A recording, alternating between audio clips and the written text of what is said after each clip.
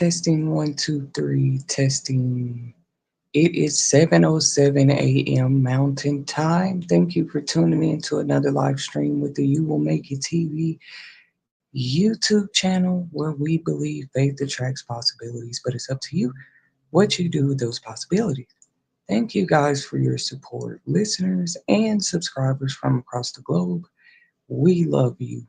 And this is where you should hit the golden subscribe bell if you haven't already for your do- daily dosage of inspirational quotes, content, and messages. You're even invited to like, share, subscribe, comment, interact with our channel as we plan to continue to engage and interact with you all right? Because, of course, even just one listener, if we inspire one person, we're happy with that. Here you will make it TV. So uh, feel free. Especially, I just feel like, yeah, this is how I want to contribute to the world in one way because mental health disorders are at an all-time high, and I don't mean that in a way of mockery. I know it firsthand. Mental health. I mean, it doesn't matter what career you're in these days, where you live, what community. We've all shared a little more than we probably bargained for when it came to or comes to changes, struggles, adjustments, updates, mandates, laws, you name it, in the past 10 years.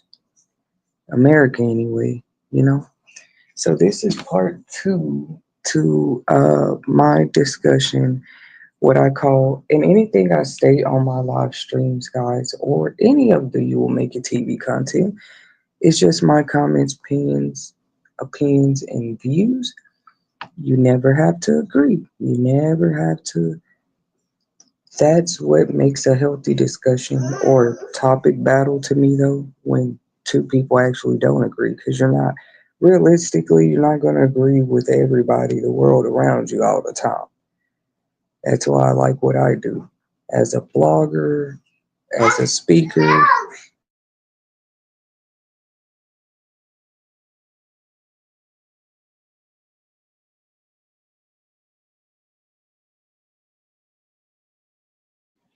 it gives you the room to more freely exercise, practice, and showcase your freedom of speech, period. We know that Martin Luther King was another great man who loved to exercise his freedom of speech. We don't know if he loved it or not. I've left off on part one saying, I believe personally he was called and chosen by a higher power, God, a greater force. Of course, peacemaking, peace alone was so sought after in Martin Luther King's time. Peace, Peace. There was war everywhere. There was a discord and division everywhere. Like peace was actually rare. Okay. Now, once you got inside of your black homes and families and everything, it probably was a different environment. But just imagine being black at that time. This is what a lot of the black men and women and children went through. That's the predominant place they could find peace was at home. So it's a really deep cultural thing when we talk about the home and how everything starts at home and how the dynamics of home have even changed. Hell, these days you can purchase a tiny home. But let me go back. We were talking about Dr. Martin Luther King. Also, the link to the stream is in the comments section. Good morning, beautiful world. Wherever you are in the world, we're happy to have your support here at You Will Make It TV. Uh, the link is in the live chat comment section. On all parts of this topic segment, I will share the link for anybody who would like to join the stage with me and build on our topics weekly. Okay, anytime I'm on stage, y'all are invited. I just wanted to make that announcement to the public. because not only my thoughts and opinions matter, and that's what YouTube allows us to do. Actually, it allows us to interact and engage with one another on our channels and everything, and we love it. Back to Martin Luther King's Day. Let me stay on topic here, though. The home, while some people describe it as their sanctuary, their most sacred place today, when we talk about black people, man, home was the only. Did y'all catch that word? Probably home and church. And there's a reason I mentioned church. Don't y'all know Dr. Martin Luther King's father was a reverend? He was a whole pastor. And actually, once upon a time, leaders of churches were very well respected, not just in black communities. I'm telling y'all, people knew who Martin Luther King was before he was even an adult. Because that's how it is when you're, uh, you know what I'm saying, next to kin or somebody like that has a high position like that. I don't care what the position is. Usually, you, as the kid, you already have some type of favor, some type of leverage, some type of, um, I hate to say pedestal, but yeah, that's how it is. And when you're a leader, you put, when you step up to that plate, first of all, I want to say this in reverence of Dr. Martin Luther King in a good way, something I respect about him because I understand this.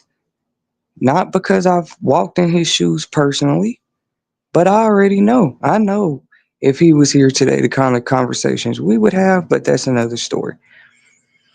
I know what it takes, which is a lot of courage, a lot of dignity, a lot of self, because you can't call that self sabotage, or can you, for you to step up to something like the pulpit, just like a higher position. Even some positions you're expected to inherit just because of what your family was into or did or carried on for so long. Some legacies are started a brand new way. Because, Martin Luther King he just chose to stand up for what he felt was right on a grander scale, because just so happened many others felt the same way he did. You know what I mean? And I just feel like it takes a lot. We call everything else self sabotage. But do y'all think if he would have stepped to that position, he would have been assassinated? People were being assassinated at this time just for being black. I know that Martin Luther King Day is over, but see, Black History Month is right around the corner, period. There's no room for racism, colorism, anything when we have educational discussion digest topics over here at You Will Make It TV, because the goal is to inspire everybody.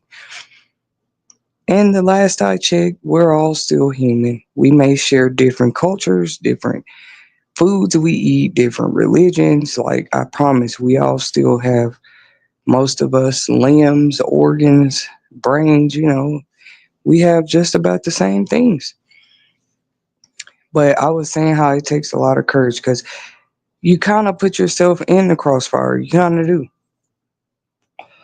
We just talking about the cases and files being open, about what truly probably happened, like who was all involved, what was going on.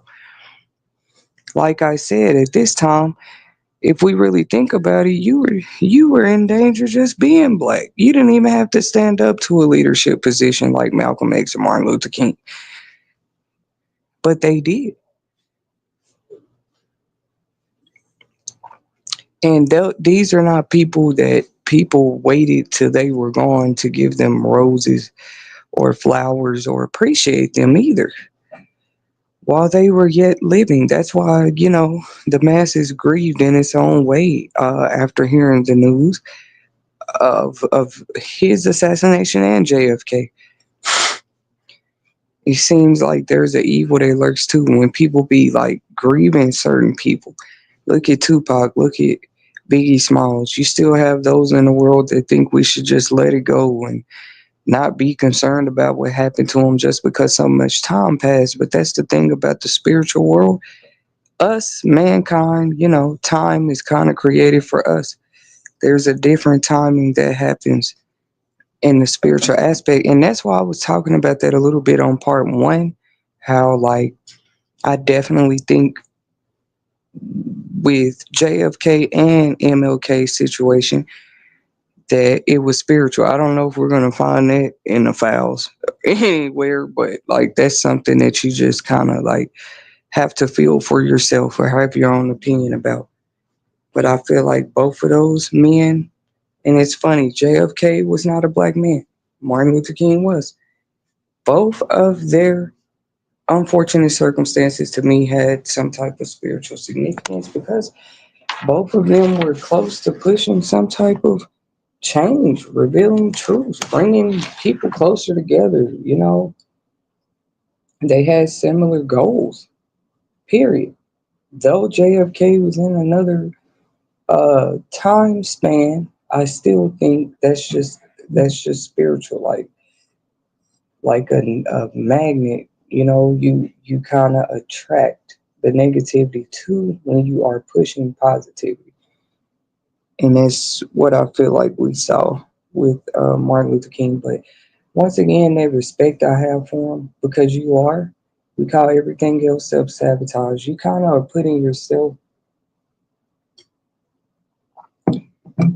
That's why on all the documentary movies and everything about him, y'all know oftentimes it shows his friends, his wife, his family actually trying to talk him out of continuing in his peace movements the way that he chose to. They actually were trying to talk him out of there, y'all. Like, you know, and just imagine trying to talk to your loved one like, hey, stop trying to, we know things aren't right and everything too, but why does it have to be you? You have loved ones that need you at home, your father, your uncle, everything, other purposes, because most leaders are not just leaders, they're fathers too, they have other responsibilities. That's like a whole main way to try to target any leader is that's usually one of the tactics it seems like they use, attack the home. That's why I started out talking about the home first. And how sacred it was to black people back then. Because like as soon as you walk out the door, you're facing the world and their colorism and what differences should be made because of what color you are. And this was their kids, their husbands when they try to go to work, the wives when they try to go to work. This is what they deal with. Just going to the local market, things we do today freely, right? And the best people can do is pull out their phones and record every ounce of what seems to be some drama. I think people also record good moments and good charitable things of Samaritans in the world. We do still see those videos go viral today, but back then they didn't have phones, none of these devices. Yet what was the injustices that were really happening were happening. Just because it wasn't written into the law in certain places that things were injustices doesn't mean that they weren't. That's once again the spiritual aspect of conversations, normalizing those. Because it matters. You don't want to wait to generations later and people are wondering what's going on and why.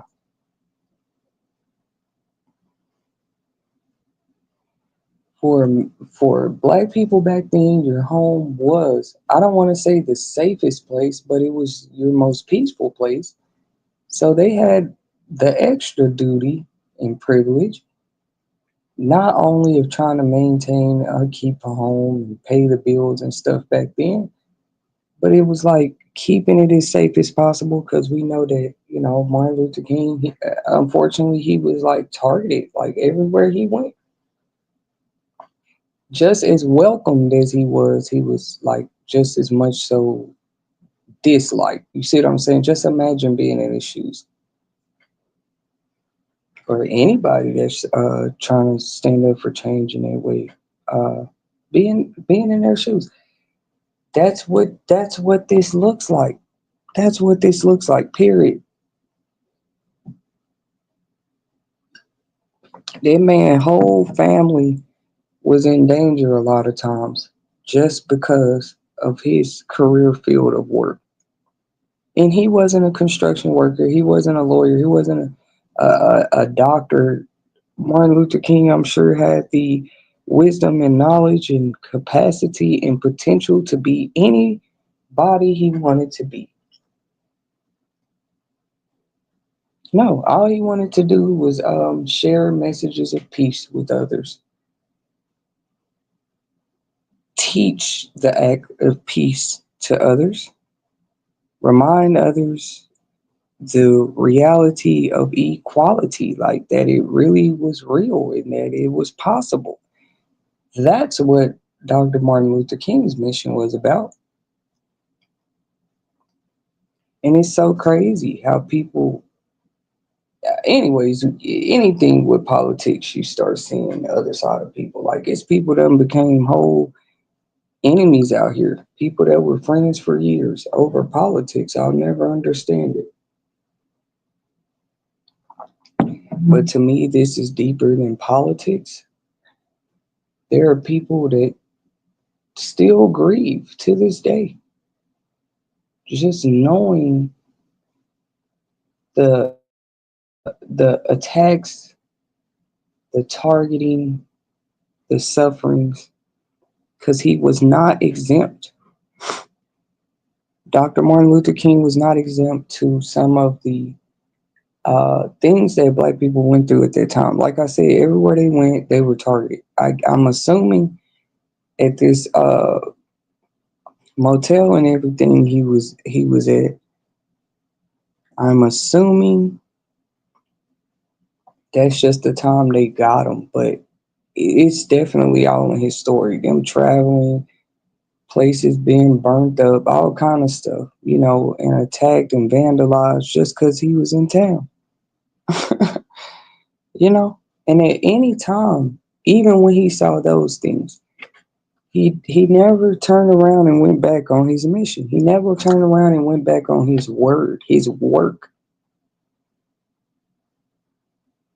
Okay, he never turned around and told his supporters, "No, stop believing in what I say just because of these attacks on my life." That's not what we seen him do. And like I said, that's the reality. Probably his closest friends and family asking him long before, or maybe they already felt something. Like, hey, maybe you should put your work down and just come just come work at the church. You're causing too much noise and attention on the King family. You know what I mean? And it had to be hard for them to accept and remember. You know, back then they could understand that, but I'm sure it was hard. You already had a whole nother race of people trying to keep you bound a certain way. And then your own people turn around and tell you, well, yeah, you should stay bound too. It's safer. That's the whole point when you really would prefer equality and freedom. That's the whole point. You risk leaving the chains of bondage just for change. That's the point. I'm so happy to be alive, like I left off on part one saying, and witnessing, and rest in peace to all of our elders or just anybody in general who's not here to witness this type of history in the making, like these type of files maybe being declassified and released to the public. And most commenters and trending topics about this just say, hey, at this point, we deserve to know. We deserve to know what really happened, why, how long they had been planning it. Obviously, it was a targeted, you know, he was targeted. That's what I'm saying. That part, I think we all understand. They had been making threats, and he would get phone calls, all kind of threats. You know, they was just trying to threaten him out of his work. And what gets me is people knowing that, like people can know that about what you're going through, and still judge how perfect or imperfectly you stood up the way you stood up. Right? You can't force or deny a person standing up for themselves. I mean, you can do that for so long, but self will is always a little more powerful. And then people saw that with his life, and they still judge. They do to this day. They judge like what he did and didn't do right. Like I would say, what you did it all outweighs anything you didn't do right, Dr. Martin Luther King, in my eyes. Stay tuned for part three, guys. Happy Monday to you all out there. Subscribe. You will make your TV for more inspirational content, messages, and quotes in 2025. We love you. Gotta push